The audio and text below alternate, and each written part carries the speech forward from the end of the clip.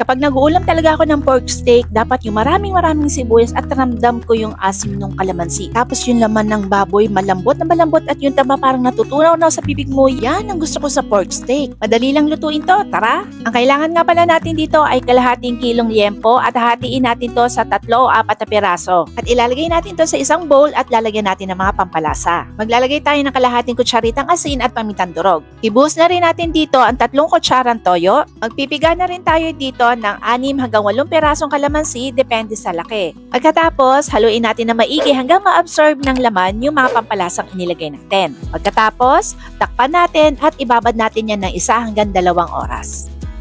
Pagkatapos natin maibabad yan, pwede na tayong mag-start magluto. Magpainit lang tayo ng kawali sa medium flame at maglagay tayo ng kaunting mantika at unahin nating iprito yung bilog-bilog na sibuyas na hiniwa ko kanina. Mga 1 hanggang 2 minuto lang natin yan ipiprito, pagkatapos alisin na yan, ilagay sa lalagyanan at itatabi na muna natin. Ngayon, isunod na natin yung ating minarinate na liempo.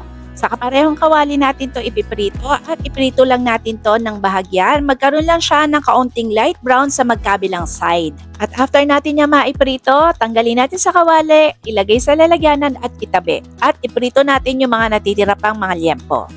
After nyan, sa kaparehong kawali, magigisa tayo ng bawang. Papulahin lang natin yan ng kaunti at isunod na natin ang sibuyas.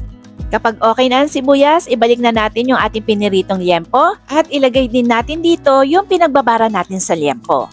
Maglalagay din tayo ng tubig at hahaluin natin ito. I-scrape lang natin yung pinakailalim ng ating pan para dun sa mga flavorings na pinagpirituhan natin kanina.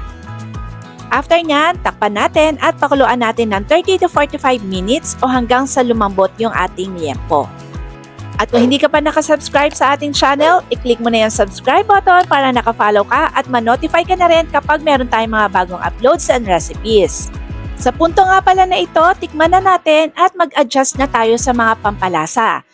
Naglagay nga pala ako ng kaunting oyster sauce, tapos nagdagdag ako ng toyo, and maglalagay din ako ng asukal para mabalansa yung overall na lasa ng niluluto natin.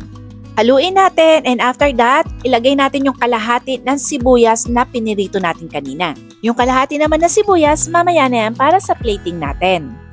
Ngayon naman, takpan na natin yan at pakuluan pa natin hanggang sa lumambot yung liempo at ma-incorporate yung lasa ng sibuyas na nilagay natin dito sa ating pork steak.